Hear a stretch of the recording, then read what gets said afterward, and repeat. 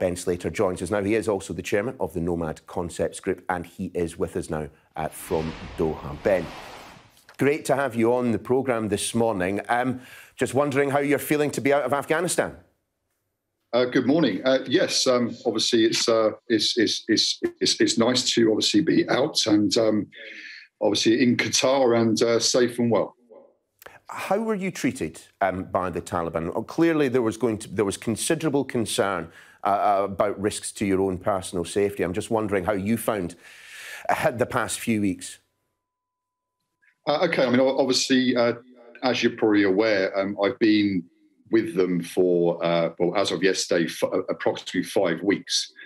So actually about 5 weeks in total. So the first 2 weeks, being honest, was not too pleasant. So basically what happened is that when I was obviously initially arrested, and we was held in Torkham for 3 days in a jail there, so like a concrete cell, basically just sitting on the floor. And that was obviously in isolation and captivity for 3 days there, where the initial interrogation started. And then basically from there, I was moved then to a detention prison jail, which was obviously used for interrogation and of more of the exotic kind of criminals or people that needed those facilities to be detained. So I was there for 2 weeks, and those 2 weeks were pretty bad conditions. What it was is that they'd obviously picked up on the fact that I was ex-military, and naturally that led to them thinking that I was obviously like a James Bond type character, basically. So as soon as that was mentioned, that I was possibly MI or MI5, basically I lost a lot of my rights, and I lost a lot of my sort of dignity, basically, for a couple of weeks. So there was a bit of obviously there was a few aggressive actions. The jail cell was basically on a par with what they kept mentioning, Guantanamo Bay. The conditions are quite similar. It was very hot, it was very crowded, and it was very, very unusual for me to be in that situation because, it was very much like that for 2 weeks, completely isolated, no communication, bag over the head, handcuffs, moved around, obviously a couple of,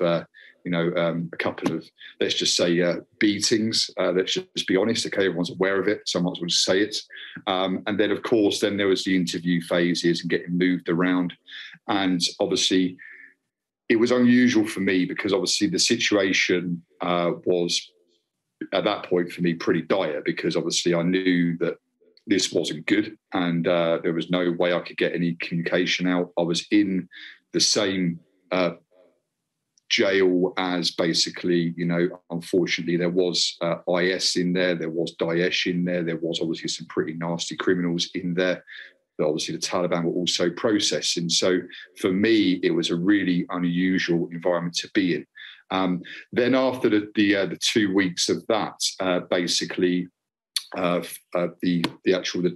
director, Dr. Bashir, the main sort of head in the Jalalabad area covering the Nangarhar province, which Torkham falls under, he obviously he realised that yes, obviously I was ex-military, and yes, I was obviously evacuating Afghan women out of the country, my staff, mainly and their families. And basically, but he did determine that I wasn't what he initially thought I was. So after that 2 week point, which was useful, I suspect, Ben, which was incredibly useful, and then the treatment changed.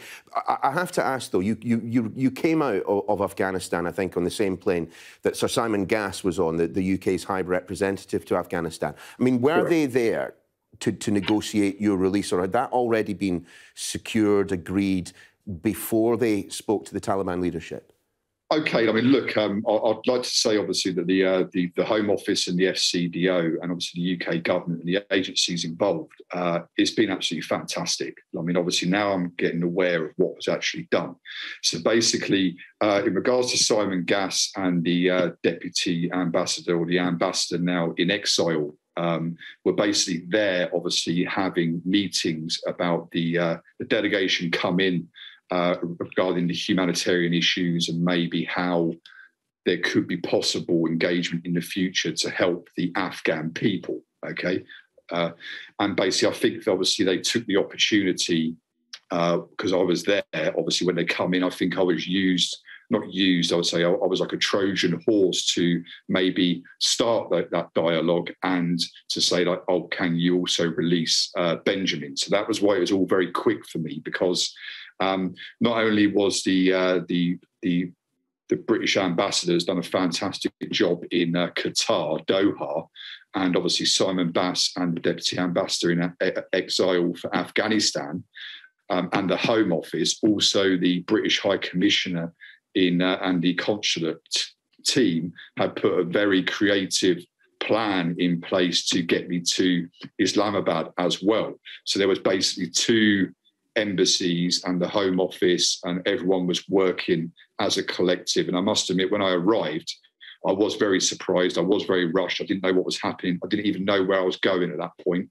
And obviously to see Simon Bass and Martin, the ambassador in exile that was obviously having the negotiations, obviously some of it was about me and some of it was about the massive humanitarian issues that are ongoing. Ben, we're really pushed for time. I just want to squeeze in a quick question. It's great that you have made it, and we're very, very pleased on your behalf and indeed for your friends and family. But what of those left behind? You're a former serviceman yourself. You understand the role that the interpreters played on the ground in Afghanistan for us. There are still lots of them waiting to come out of the country. Yeah, I mean, there's obviously a lot of people still there. Obviously, I am beginning dialogue with multiple countries, including the UK, to obviously organise visas and to obviously get some more of these at risk out that are still in. So obviously there was a bit of miscommunication when I was initially arrested. Obviously, we still managed to get 112 people out. Okay, so we were very successful. Now we are trying to basically organise visas through the email system, through various governments. We're hoping the UK, Canada, USA, Australia and the European countries do kindly get in touch, or I can engage them and maybe get a few from each country, and then I can finish off the amount that are left behind. They're currently obviously keeping a low profile, and they're informing me every day. Ben, I'm so sorry that we have to leave it there, but as said, really good to have you out of the country, and hope you continue to be well. Thanks for joining us. Thank you so much.